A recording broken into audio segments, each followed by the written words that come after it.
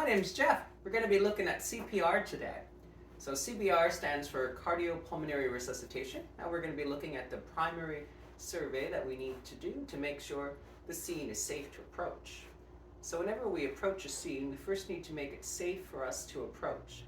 If there's any dangers to us, we do not approach. So you want to look for things like fire, wire, gas, and glass. Ask yourself, if I'm going to step over some shards of glass approaching this casualty, it's not a good idea for me to approach until I've dealt with that obstacle.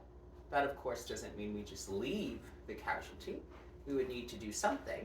For example, call 911 ourselves or send someone else to call 911 for you. So, first thing we want to do is we want to survey the scene, make sure it's safe for us to approach. Step 2, as we approach, we want to determine if this person needs CPR to begin with. In order to determine this, we need to see if they're unconscious, and if they are breathing or not, and if they are responsive. Simple thing to remember, if someone is breathing, their heart will be beating. If someone is responsive, that means they respond to stimuli. So, how could we determine if someone is responsive or not? We could do things like tap the shoulder. We could use a loud voice. Now, in this particular situation, we first want to use a loud voice because we want to avoid touching the casualty if necessary. Remember, if the casualty does respond, for example with cat kisses here on this lovely casualty's face, we know that this particular individual does not need CPR. Now, the first thing we can do to make sure we're doing this is say, can you hear me? Can you hear me? I know CPR. I want to say I know CPR because a stranger approaching without indicating that can be quite alarming. So, as I come down to approach the casualty, hello, my name is Jeff, I know CPR. Do you need some help? Do you need some help? Now, I may want to tap the floor like this because this person could be deaf, and this gives them an indication that there's stimulation happening and see if they respond or not. At this point, I may also want to do things like tap the shoulder. Now, if this person is responsive, we automatically know they do not need CPR. If they are unresponsive, we can do our next protocol using our ABC formula.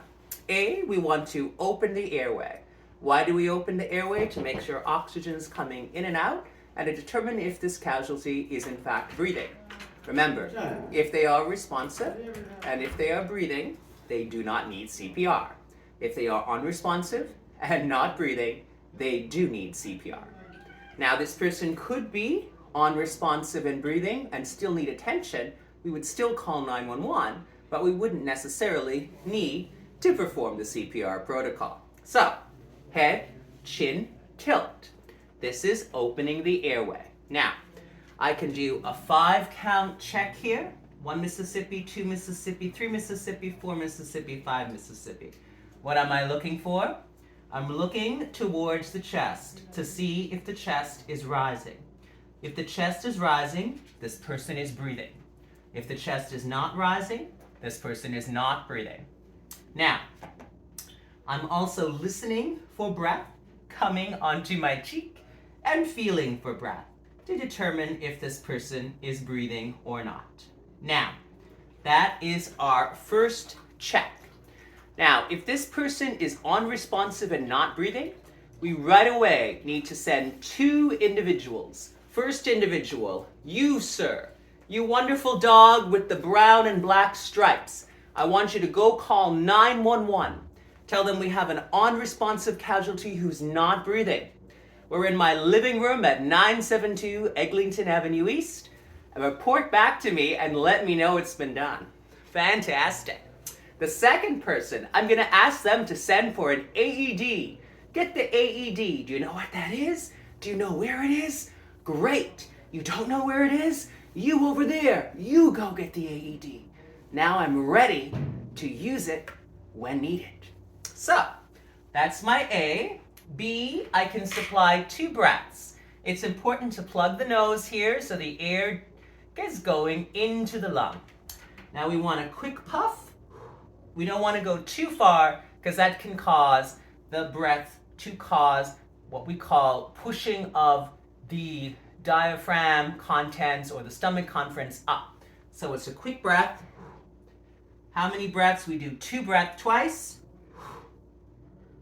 And then we can begin our CPR protocol. In order to find a CPR position where we place our hands, we want to put it right in the center of the chest. Now, if you're not able to find that, you can draw a straight line from the casualty's armpits to the middle. Using both hands, we use the heel of the hand to apply the shear force. How deep do we go? We go 2.5 inches, which is 5 or so centimeters, and we want to make sure we're going hard and fast. We now go to the beat. We used to go to the beat of Staying Alive. Now we go a little bit faster. Lady Gaga's song. Okay. 1, 2, 3, 4. Why do we count out loud? So we keep track and we make sure. Now in this particular mannequin, we want to hear that click. If not, we know we're not clicking hard enough. Once we get to 30, we repeat.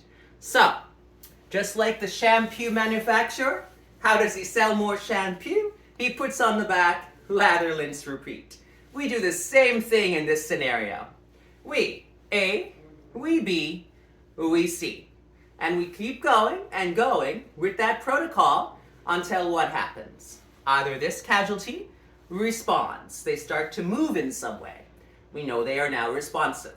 Or this casualty starts to breathe. We now know that this individual is breathing and or responsive. If they are breathing and or responsive, they no longer need CPR. And then we can put them into what we call the assisted side lying recovery position. And we'll talk about that just a little bit later. So, just a quick recap. We approach the scene. Is there any dangers to me? We determine if this person is responsive. We identify ourselves. My name is Jack. Do you need help? We also determine responsiveness because this individual could be deaf by tapping the side or tapping the shoulder. And if this individual is not responsive, we then check to see if this individual is breathing. If this individual is breathing but non-responsive, they still need assistance. We would still call 911, but they do not need CPR. They only need CPR if what? They're unconscious and they are not breathing. So, from here we would go into the A, open the airway, head, chin, tilt. The B, supplying how many breaths? 2 breaths. Quick breath in. Make sure there's a full seal over the lips when you breathe in. For hygiene's sake today, I'm just putting my mouth here and saying breath, but in reality, we would create that full seal. 2 breaths, that's the B. Then we go into our C. How many compressions? 30 compressions. How deep? 2 inches, 2.5 inches, 5 to 7 centimeters. If you don't know what that is, go grab a ruler and take a look. We go deep. Don't worry about going too hard. It's better to go too hard and break the ribs than for this person to be clinically gone. This person is clinically dead. There's nothing you can do that's going to make the situation worse. It's best to continue, regardless. So, compressions, 30 compressions. A, open the airway. B is the breath. So we go airway, breath, compress. If the person is breathing and responsive, we put them into our recovery alignment. If they are not responsive, what do? We continue cycling through. Couple of considerations here. Let's say someone comes with an AED. Do you say, go away, I'm continuing with my compressions? No. You allow this individual come to the opposite side so you don't butt heads. We want to maintain our nice, even space here. And then that individual can begin with their protocol. So, A, B, C. Responsive, they don't need CPR. Breathing, they don't need CPR. When do they need CPR? Unresponsive and not breathing. If they're not breathing, that means their heart is not beating. If their heart is not beating, that means blood is not circulating. If blood is not circulating, we cannot keep our tissues alive. Our tissues become dead. So we're artificially pushing blood throughout this individual, keeping this person alive. So we essentially are becoming this individual's artificial life support. Why would the heart stop beating? There could be a number of potential reasons, and we'll talk about that a little bit later when we get into our unit on the heart, and we'll also talk about how the AED is used a little bit later to assist this particular individual here. Fantastic. So, A, B, C. How many breaths? 2.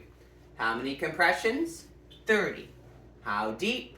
2.5 inches, which is how many centimeters? 5 to 7 centimeters. How do we open the airway? Head, chin, tilt. Where do we place our hands? 2 hands for the adult casualty. Heel of the hand in the center of the chest. How do we find the center of the chest?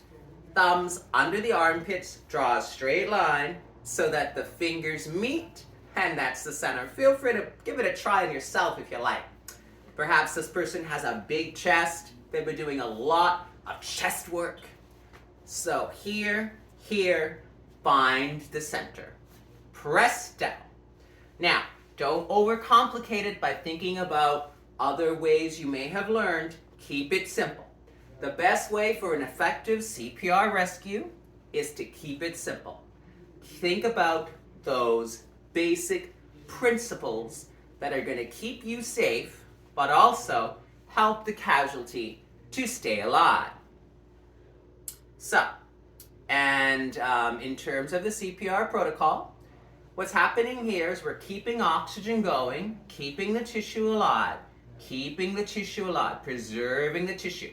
When would we stop? The person becomes responsive and breathes on their own.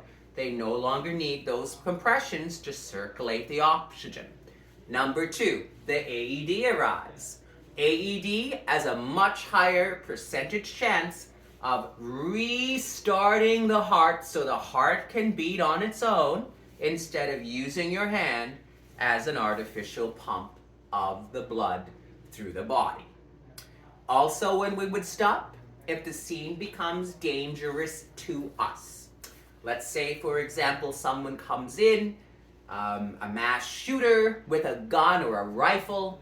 You would not continue to put yourself in jeopardy. You'd want to make sure you're safe and leave the scene. Other reasons we would stop, the EMS arrives. So, that's basically our protocol.